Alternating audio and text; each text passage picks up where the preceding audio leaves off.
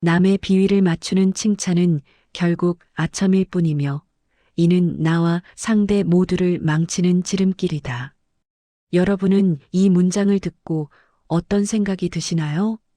이 말은 약 200여 년 전 강진의 차가운 유배지에서 홀로 외로움을 견디며 다산 정약용 선생이 아들들에게 편지로 남긴 말입니다. 혹시 오늘 하루도 누군가를 만나 참 보기 좋으시네요. 역시 대단하십니다. 같은 마음에도 없는 칭찬을 건네느라 정작 내 마음은 텅 빈 것처럼 공허해지지는 않으셨는지요?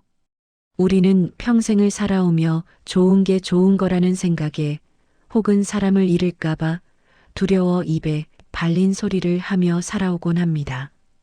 겉으로는 웃고 있지만 사실 속으로는 내가 지금 뭐 하고 있는 건가 싶어 마음이 더 피곤해지고 지칠 때가 참 많죠. 이제는 사람 만나는 게 예전만큼 설레지 않고 오히려 숙제처럼 느껴지는 순간이 오기도 합니다. 그런데 여러분, 정말 놀랍게도 인간관계 때문에 지치고 상처받는 데에는 아주 특별한 이유가 있는 게 아닙니다. 문제는 우리가 사람의 마음을 얻으려고 건넨 그 따뜻한 칭찬이 실은 상대방의 귀를 막고 관계의 본질을 흐리게 만드는 주범이었다는 사실이죠. 사람 때문에 지치는 진짜 이유는 내 진심이 부족해서가 아니라 사람을 움직이는 진짜 신호를 놓치고 있었기 때문입니다. 여기 두 분의 사례를 한번 비교해 볼까요? 68세 박명숙 여사님은 모임에만 가면 주변 분들에게 칭찬을 아끼지 않습니다. 어머, 옷이 너무 고우시네요. 자식 농사 정말 잘 지으셨어요. 하며 분위기를 띄우려 애쓰시죠. 하지만 정작 모임이 끝나고 나면 명숙 여사님 곁에는 진심으로 마음을 나누는 사람이 없어 늘 쓸쓸해합니다. 반면 올해 70세가 되신 이정훈 어르신은 입에 발린 칭찬 한마디 하는 법이 없습니다. 오히려 무뚝뚝해 보일 정도로 조용하시죠. 그런데 이상하게도 힘든 일이 생기면 사람들은 모두 이정훈 어르신을 찾아가 조언을 구하고 그분 곁에 머물고 싶어 합니다. 대체 이 두 분의 차이는 어디에서 오는 걸까요? 사람을 끌어당기는 힘은 화려한 말솜씨나 칭찬에 있는 게 아니었습니다. 사람을 볼 때 딱 이 5가지 신호만 알면 억지로 애쓰지 않아도 관계가 완전히 달라집니다. 정약용 선생이 유배지에서 깨달았던 칭찬보다 100배는 더 강력한 사람을 얻는 비밀이 바로 여기에 숨어 있었던 것이죠. 나이와는 상관없습니다. 지금 이 순간부터 이 지혜를 알게 된다면 여러분의 남은 생은 더 이상 누군가의 비위를 맞추느라 급급한 삶이 아니라 가만히 있어도 사람들이 저절로 따르는 품격 있는 삶이 될 수 있습니다. 지금부터 정약용 선생이 전하는 그 놀라운 인간관계의 해법을 하나씩 들려드리겠습니다. 사람 때문에 상처받는 일이 사라지고 내 주변에 진짜 내 편만 남게 되는 그 신비로운 여정을 함께 시작해 보시죠. 오늘 이야기의 시작이 마음에 드신다면 구독과 좋아요를 부탁드립니다. 구독하시면 앞으로도 여러분 계신 곳에 마음이 더 편안해지는 이야기를 가장 먼저 전해드리겠습니다. 첫 번째로 정약용 선생이 강조한 비결은 바로 칭찬하지 말고 헤아려라는 것입니다. 우리는 흔히 상대방의 기분을 좋게 해주려고 정말 대단하시네요. 역시 최고예요. 같은 말을 아끼지 않죠. 하지만 다산 선생은 이런 말들이 오히려 독이 될 수 있다고 경고했습니다. 상대가 진짜 원하는 것은 나의 입술에서 나오는 달콤한 찬사가 아니라 나의 눈빛에 담긴 깊은 이해와 헤아림이기 때문이죠. 이해를 돕기 위해 67세 박영숙 여사님의 이야기를 들려드릴게요. 영숙 여사님은 최근 들어 사회활동이 부쩍 많아진 며느리와 동네 카페에서 오랜만에 마주 앉았습니다. 예전 같으면 우리 며느리 일도 잘하고 살림도 잘하니 정말 대단하다며 입에 침이 마르도록 칭찬을 했을 겁니다. 하지만 그날 영숙 여사님은 칭찬 대신 가만히 며느리의 얼굴을 바라보았습니다. 영숙 여사님의 시선이 머문 곳은 며느리의 화려한 옷차림이 아니라 초점이 흐릿해진 채 가늘게 떨리는 며느리의 눈빛이었습니다. 겉으로는 웃고 있었지만 눈 속에는 며칠 밤을 설친 듯한 피로와 누군가에게 기대고 싶은 고단함이 가득했죠. 여사님은 칭찬을 멈추고 며느리의 손을 가만히 잡으며 이렇게 말했습니다. 애야, 내 눈을 보니 그동안 혼자 얼마나 마음을 졸이며 애를 썼을지 이제야 좀 알 것 같구나. 그저 버텨줘서 고맙다. 그 순간 며느리는 참아왔던 눈물을 왈칵 쏟아냈습니다. 10마디의 화려한 칭찬보다 내 상태를 정확히 읽어준 시어머니의 그 깊은 눈빛과 헤아림이 며느리의 다친 마음을 단번에 녹여버린 것이죠. 이러한 현상은 단순히 감정적인 울림에 그치는 것이 아닙니다. 영국의 케임브리지 대학교 심리학자 사이먼 베런코언 교수가 진행한 눈으로 마음 읽기라는 유명한 연구가 있습니다. 연구팀은 수백 명의 참가자들에게 사람의 눈 부위 사진만 보여주고 그 사람이 현재 어떤 감정 상태인지를 맞히게 했습니다. 그 결과 상대방의 눈빛만 보고도 그 안에 담긴 복잡한 심리를 80% 이상의 정확도로 읽어내는 사람들이 존재한다는 사실을 밝혀냈죠. 재미있는 사실은 말로만 칭찬을 늘어놓는 사람보다 이렇게 상대의 눈빛을 통해 그 이면의 감정을 헤아려주는 사람을 만났을 때 뇌의 신뢰 중추인 옥시토신 분비가 40% 이상 더 활발해진다는 점입니다. 즉, 인간은 내 성과를 칭찬하는 사람보다 내 고통과 노력을 눈으로 알아봐주는 사람에게 본능적으로 더 깊은 유대감을 느끼고 따르게 된다는 것이죠. 그 사람이 칭찬에 인색해 보이거나 무뚝뚝하게 행동하는 건 사실 성격의 문제가 아닙니다. 그들은 단지 입에서 나오는 가벼운 소리보다 눈으로 전달되는 묵직한 진심이 훨씬 더 강력하다는 것을 경험적으로 알고 있는 것뿐이죠. 말은 멀쩡하게 잘하는데 행동은 다르게 움직이는 사람들을 가만히 관찰해 보십시오. 그들은 대개 상대의 눈을 보지 않고 허공을 향해 영혼 없는 칭찬을 쏟아냅니다. 하지만 현명한 사람은 다릅니다. 그들은 대화의 절반 이상을 상대의 눈빛을 살피는데 사용합니다. 그 헤아림의 과정 자체가 상대에게는 세상 그 어떤 상보다 더 큰 보상이 되기 때문이죠. 이에 대해 철학자 쇼펜하우어는 이런 말을 남겼습니다. 사람의 얼굴은 입보다 훨씬 더 많은 것을, 그리고 더 흥미로운 것을 말한다.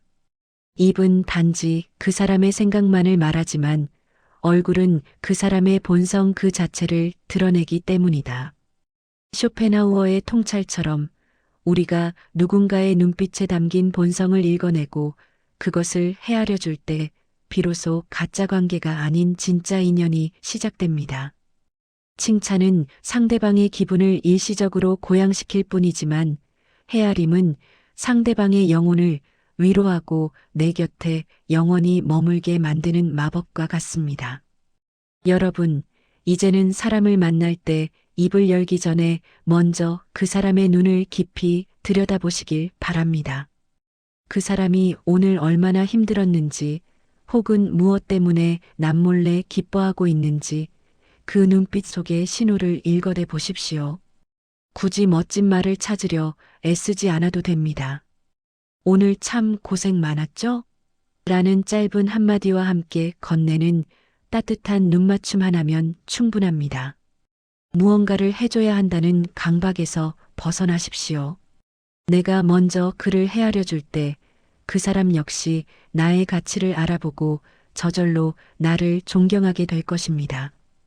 억지로 상대의 비위를 맞추느라 내 소중한 에너지를 낭비하지 마세요. 내 감정을 보호하면서도 품격 있게 관계를 주도하는 법은 바로 이 고요한 눈빛의 대화에서 시작됩니다. 두 번째로 우리가 깊이 새겨야 할 다산 정약용 선생의 가르침은 바로 입을 닫고 귀를 내어주라는 것입니다. 많은 분이 인간관계에서 주도권을 잡으려면 화려한 말솜씨로 상대를 압도하거나 끊임없이 칭찬을 쏟아내어 분위기를 이끌어야 한다고 생각하시죠. 하지만 정약용 선생은 유배지에서 보낸 편지에서 과언, 즉 말을 적게 하는 것의 가치를 입이 닳도록 강조했습니다. 침묵이야말로 상대의 마음을 여는 가장 강력한 열쇠이자 나를 지키는 가장 단단한 방패이기 때문이죠. 이해를 돕기 위해 올해 이른이 되신 김대리 어르신의 이야기를 한번 들어보시겠어요? 김대리 어르신은 은퇴 후 동네 서예 모임에 나가고 계십니다. 그곳에는 항상 자기 자랑과 자식 칭찬, 그리고 남에 대한 입에 발린 소리를 멈추지 않는 분들이 꼭 한두 명씩 있기 마련이죠. 어느 날 모임 뒤풀이 자리에서 한 회원이 새로 산 시계를 자랑하며 왁자지껄 떠들고 있었습니다. 주변 사람들은 역시 안목이 높으시네요. 정말 비싸 보이네요 하며 영혼 없는 칭찬을 늘어놓느라 정신이 없었죠. 그런데 김대리 어르신은 그 소란스러운 대화 속에서도 묵묵히 침묵을 지키셨습니다. 그렇다고 해서 무시하거나 딴청을 피우신 게 아니었어요. 그저 인자한 미소를 띠고 시계를 자랑하는 이의 얼굴을 가만히 응시하며 그가 하는 말을 하나도 놓치지 않겠다는 듯 귀를 내어주셨을 뿐입니다. 자랑하던 회원이 숨이 차서 잠시 말을 멈추자 김대리 어르신은 그제야 짧게 한마디 하셨죠. 참 오래 공들여 고르셨겠네요. 그 시계에 담긴 사장님의 지난 세월이 보이는 것 같습니다. 이 짧은 한마디에 시계를 자랑하던 회원은 갑자기 숙연해졌습니다. 수많은 칭찬 세례 속에서도 느껴보지 못한 깊은 존중을 김대리 어르신의 고요한 침묵과 경청에서 발견했기 때문이죠. 이런 김대리 어르신의 태도가 사람들을 끌어당기는 이유는 과학적으로도 증명된 사실입니다. 미국 하버드 대학교 심리학과 다이애나 타미르 교수팀은 아주 흥미로운 실험을 진행했습니다. 연구팀은 사람들에게 자신의 이야기를 할 때와 타인의 이야기를 들을 때 뇌에서 어떤 반응이 일어나는지 관찰했죠. 실험 결과 인간이 자기 이야기를 할 때 뇌의 보상 체계인 도파민 회로가 활성화된다는 사실을 밝혀냈습니다. 이는 맛있는 음식을 먹거나 돈을 벌었을 때와 비슷한 수준의 쾌감을 준다고 하죠. 연구 데이터에 따르면 사람들은 대화 시간의 약 60% 이상을 자기 자신에 대해 말하는 데 사용하며 누군가 내 이야기를 진심으로 들어줄 때 상대방에 대한 호감도가 50% 이상 급격히 상승한다고 합니다. 즉, 내가 말을 많이 해서 상대를 즐겁게 하려는 노력보다 입을 닫고 상대가 주인공이 되어 말을 할 수 있게 판을 깔아주는 침묵의 배려가 상대의 뇌에 훨씬 더 강렬한 긍정적 각인을 남긴다는 것이죠. 상대방은 내 이야기를 잘 들어준 당신을 정말 말이 잘 통하는 사람, 깊이 있는 사람으로 기억하게 됩니다. 그 사람이 모임에서 유독 조용히 자리를 지키고 있는 건 할 말이 없어서가 아닙니다. 그것은 일종의 고도의 심리적 패턴입니다. 말은 뱉는 순간 내 것이 아니게 되지만 침묵은 끝까지 나의 힘으로 남는다는 것을 그들은 경험으로 터득한 것이죠. 주변을 한번 살펴보세요. 유독 말이 많고 칭찬을 남발하는 사람들은 시간이 지날수록 그 가벼움이 드러나기 마련입니다. 하지만 적재적소에 침묵을 활용하는 사람들은 그 존재만으로도 묵직한 카리스마를 뿜어내죠. 이건 타고난 성격이 아니라 나이가 들수록 갖춰야 할 품격의 기술인 셈입니다. 이에 대해 노자는 도덕경에서 아는 자는 말하지 않고 말하는 자는 알지 못한다라는 유명한 통찰을 남겼습니다. 정말로 세상의 이치를 알고 사람의 마음을 얻는 자는 말을 앞세우지 않는다는 뜻이죠. 노자의 지혜처럼 우리가 입을 닫을 때 비로소 세상의 소리가 들리고 상대방의 진심이 보이기 시작합니다. 텅 빈 그릇이 무엇인가를 담을 수 있듯이 내 마음을 침묵으로 비워두어야 상대방의 사연이 그 안으로 흘러 들어올 수 있는 것이죠. 여러분, 이제는 누군가와 대화할 때 무슨 말을 해서 기분을 맞춰줄까 고민하지 마십시오. 대신 기꺼이 내 귀를 상대에게 빌려준다는 마음으로 그 자리에 머물러 보시길 바랍니다. 상대방의 말이 끝나기도 전에 내 의견을 얹으려 하지 말고 그저 고개를 끄덕이며 그랬군요. 참 애쓰셨네요. 라는 짧은 맞장구 하나면 충분합니다. 말을 줄이는 연습은 곧 내 감정을 보호하는 연습이기도 합니다.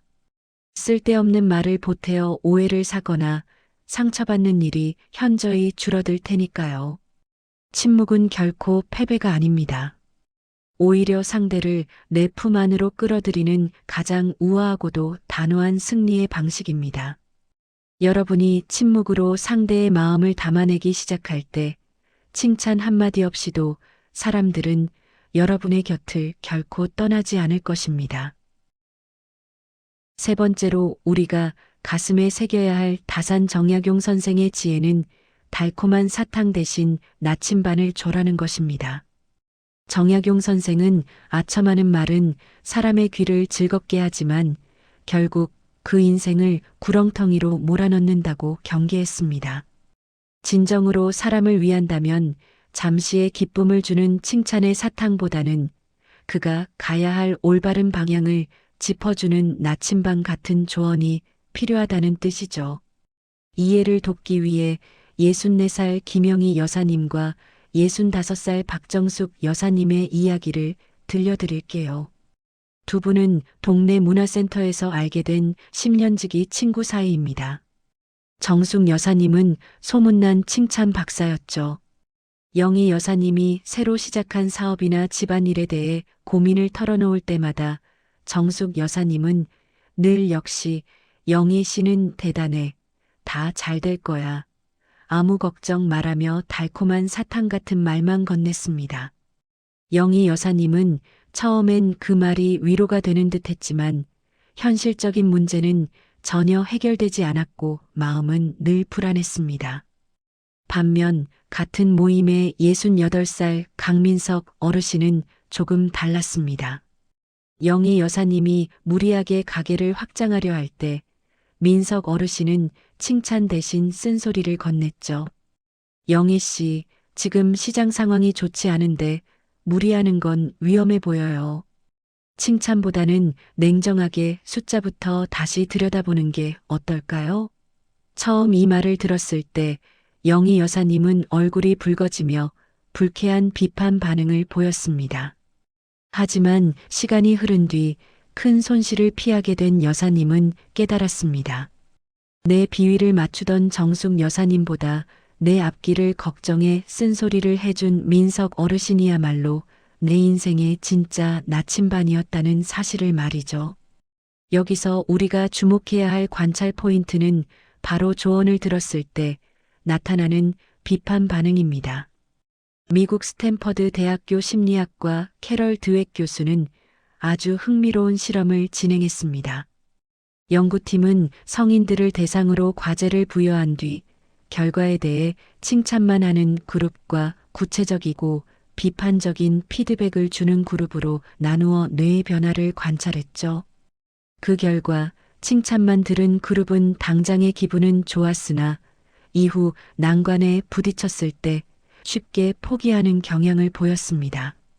반면 올바른 비판과 방향 제시를 받은 그룹은 뇌의 전두엽 부위가 활성화되며 문제 해결 능력이 35% 이상 향상되었습니다. 더 놀라운 점은 장기적인 인간관계의 신뢰도를 측정했을 때 사람들은 자신의 잘못을 지적해준 사람을 더 정직하고 믿음직한 파트너로 인식한다는 데이터가 나왔다는 것입니다. 당장은 비판에 대해 방어적인 태도를 보일지라도 무의식은 이미 누가 나의 성장을 돕는 진짜 나침반인지를 정확히 판별하고 있었던 것이죠. 사람이 내 조언에 대해 민감하게 반응하거나 화를 내는 건 사실 그가 아직 성숙하지 못했다는 패턴을 보여주는 증거이기도 합니다. 하지만 현명한 어른은 상대의 비위를 맞추기 위해 거짓 칭찬을 남발하지 않습니다. 말은 부드럽게 하되 내용은 명확하게 상대가 길을 잃지 않도록 돕는 것이 진짜 어른의 역할임을 알기 때문이죠. 주변을 한번 보십시오. 누구나 좋아하는 칭찬만 하는 사람은 많지만 내가 잘못된 길로 갈 때 단호하게 멈춰 세워주는 사람은 드뭅니다. 그런 사람이 곁에 있다는 건 인생의 큰 복이며 여러분 스스로가 누군가에게 그런 존재가 되어줄 때 사람들은 저절로 여러분을 우러러보게 됩니다.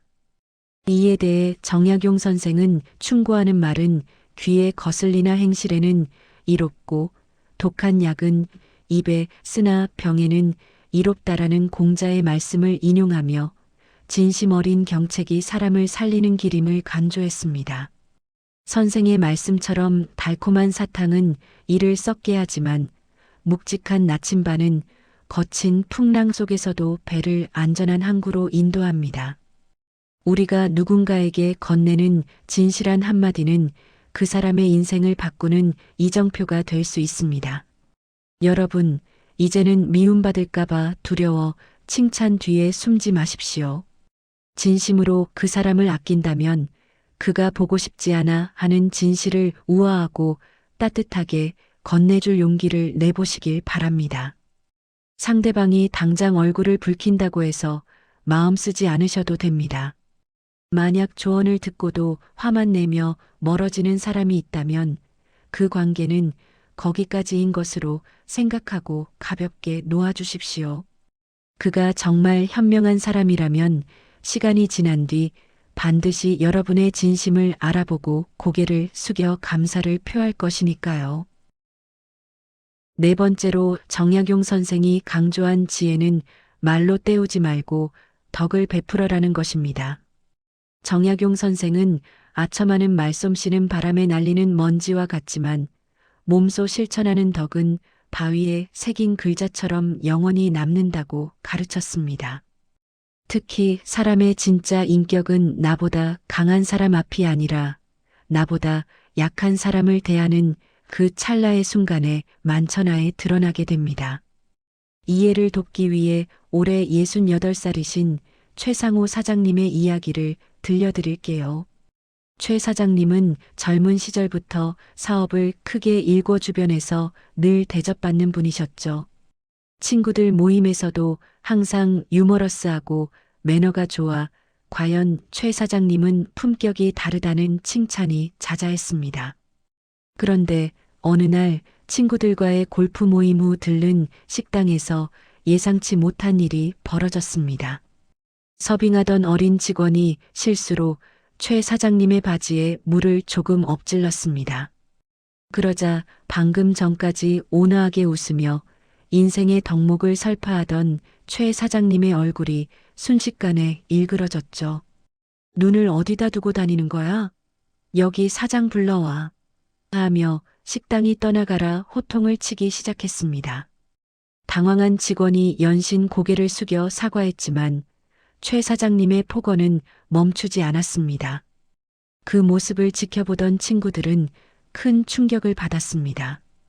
평소 그가 입버릇처럼 말하던 배려와 품격은 그저 입술 끝에서만 맴돌던 가짜였다는 사실을 깨달았기 때문이죠. 결국 그날 이후 친구들은 하나둘씩 최 사장님을 멀리하기 시작했습니다. 이처럼 사람의 본성이 약자 앞에서 어떻게 변하는지는 단순한 성격 문제가 아닙니다. 심리학에서는 이를 권력과 공감 능력의 상관관계로 설명합니다. 미국 캘리포니아 대학교의 심리학자 폴 피프 교수는 아주 유명한 실험을 진행했습니다. 사회적 지위가 높다고 스스로 믿는 사람일수록 횡단보도에서 보행자에게 양보하지 않거나 타인의 고통에 무감각해지는 경향이 있다는 사실을 입증했죠. 연구 결과에 따르면 자신이 상대보다 우월하다고 느끼는 순간 뇌의 거울 뉴런 시스템이 비활성화된다고 합니다. 즉, 상대방의 감정을 내 것처럼 느끼는 공감 능력이 마비되는 것이죠. 데이터에 따르면 사회적 약자를 대할 때 무례하게 행동하는 사람들의 80% 이상이 주변 평판에서도 신뢰할 수 없는 사람으로 분류되었습니다. 반대로 식당 종업원이나 경비원에게 먼저 따뜻한 인사를 건네는 사람들은 위기 상황에서 주변의 도움을 받을 확률이 일반인보다 3배 이상 높게 나타났습니다. 말로 하는 칭찬보다 행동으로 보여주는 작은 덕이 그 사람의 진짜 생존 근육이 되는 셈이죠.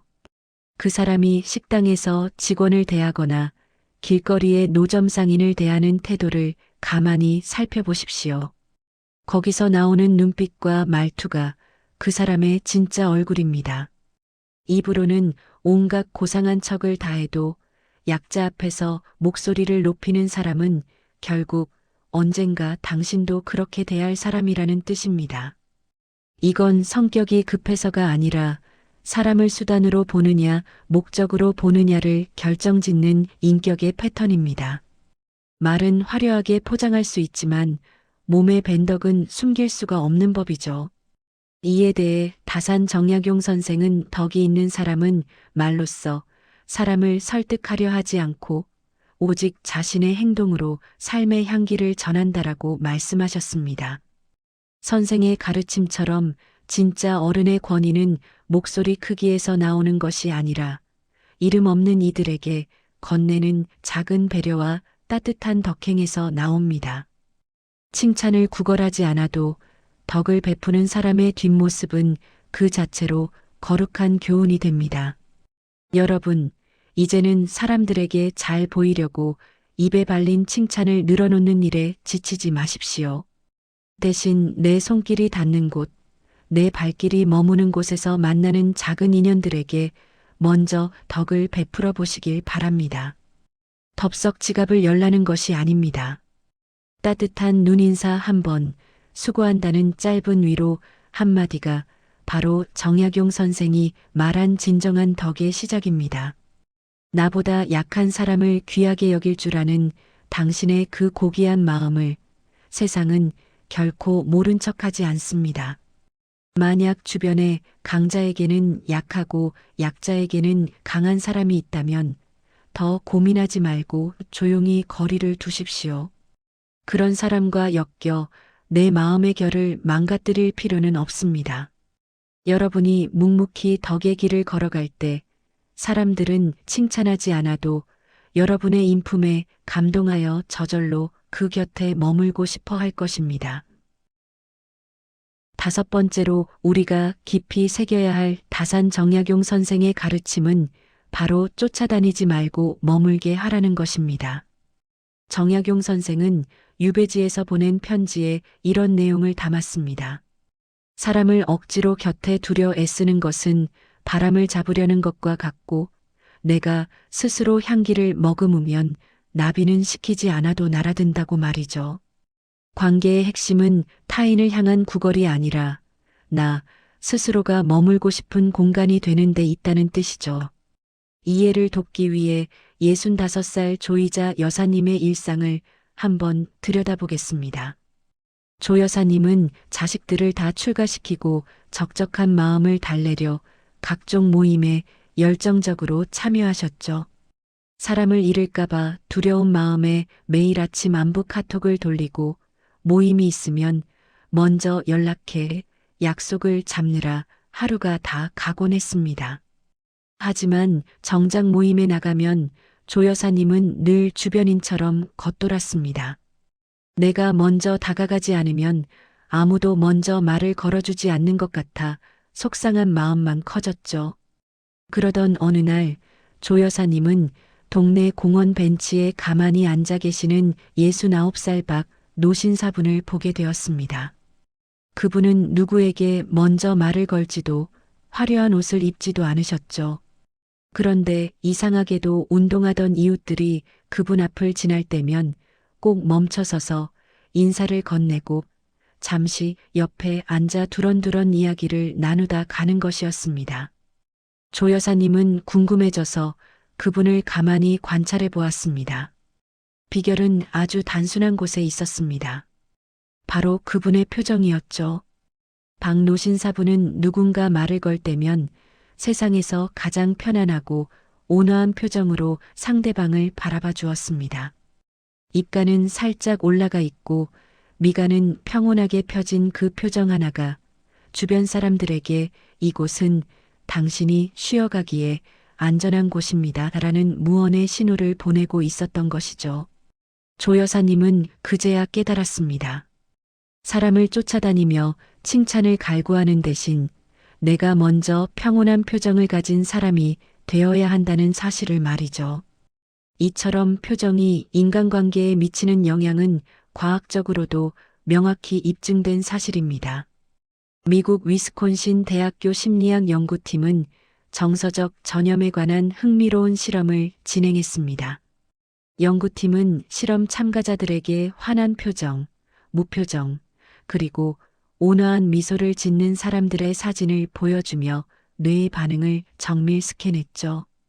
그 결과 온화한 표정을 본 사람들의 뇌에서는 심리적 안정감을 주는 알파파가 30% 이상 증가하며 스트레스 호르몬인 코르티솔 수치가 즉각적으로 낮아지는 현상이 나타났습니다.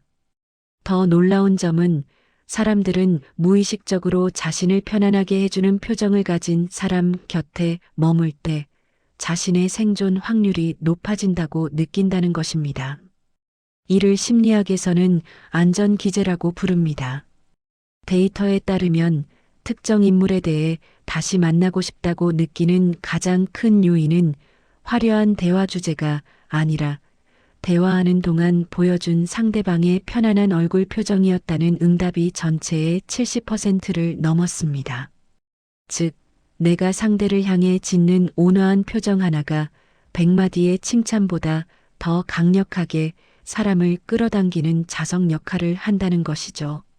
그 사람이 평소에 어떤 표정을 짓고 있는지를 보면 그가 살아온 세월과 마음의 상태를 단번에 알 수 있습니다. 입으로는 반갑다고 말하면서도 눈매가 날카롭게 서 있거나 미간에 깊은 주름이 잡혀 있는 사람들은 사실 내면이 몹시 불안하거나 공격적인 상태인 경우가 많습니다. 이런 분들은 아무리 좋은 말을 해도 사람들이 곁에 오래 머물지 못합니다. 본능적으로 위협을 느끼기 때문이죠.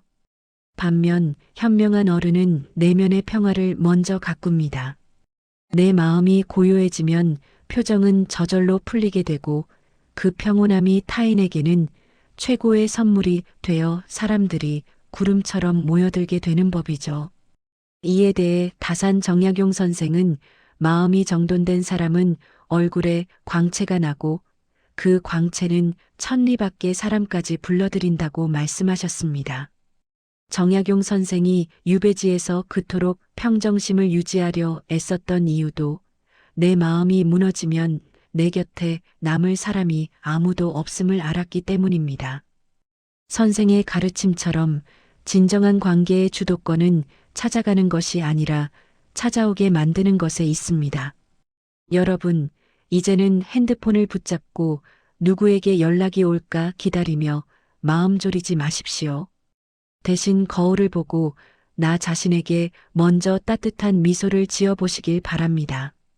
내 마음의 미간을 펴고 세상을 향해 조금 더 너그러운 표정을 짓는 연습을 시작해 보세요. 내가 먼저 평화로운 숲이 되면 새들은 시키지 않아도 나라와 둥지를 틀기 마련입니다. 나를 떠나가는 사람을 붙잡으려 애쓰지 않아도 됩니다.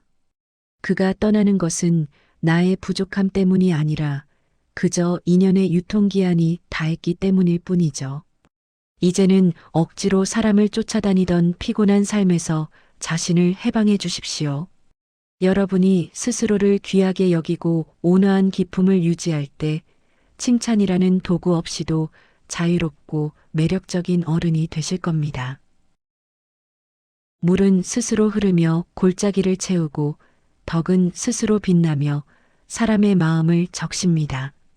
우리가 평생을 걸쳐 맺어온 수많은 인연은 결국 내가 어떤 사람인지 비춰주는 거울과도 같습니다. 관계의 완성은 입술 끝에서 맴도는 화려한 칭찬의 양이 아니라 우리가 서로에게 보여준 진실한 태도의 깊이에 달려있다는 사실을 이제는 알게 됩니다. 타인의 인정을 구걸하기 위해 억지로 마음에도 없는 소리를 늘어놓기보다 나 자신의 내면을 단단하고 고요하게 가꾸는 것이 진정으로 사람을 얻고 지키는 가장 확실한 길입니다. 현명한 어른은 화려한 수식어 대신 묵직한 삶의 궤적으로 자신의 가치를 증명해내며 그 정갈한 삶의 태도 자체가 주변 사람들에게는 그 어떤 조언보다 강렬한 울림이 되는 법이죠. 이제는 남의 비위를 맞추기 위해 억지로 웃음 짓고 비위를 맞추던 고단한 가면을 기꺼이 벗어던지셔도 괜찮습니다. 나를 진정으로 아끼고 사랑하는 사람은 나의 화려한 말솜씨가 아니라 나의 서툰 말 속에 숨겨진 진심과 고요한 눈빛을 기어이 찾아내어 곁에 머물러 줄 것입니다. 사람 사이의 적당한 거리는 결코 차가운 소외가 아니라 서로가 온전한 나 자신으로 존재할 수 있도록 돕는 가장 따뜻하고 성숙한 배려임을 잊지 마시길 바랍니다. 타인의 시선에서 해방되어 오롯이 나만의 품격을 지켜나갈 때 여러분의 남은 생은 향기로운 꽃밭처럼 저절로 사람과 행복이 모여드는 귀한 공간이 될 것입니다. 오늘의 이야기가 여러분에게 공감이 되고 위로가 되었다면 앞으로도 좋은 글과 이야기로 찾아올 수 있도록 구독과 좋아요를 눌러주세요. 그리고 여러분의 소중한 경험이나 작은 생각을 댓글로 들려주세요. 여러분의 관심과 댓글이 그 어떤 조언보다 따뜻한 위로와 큰 나눔이 될 것입니다. 마음두잇이었습니다.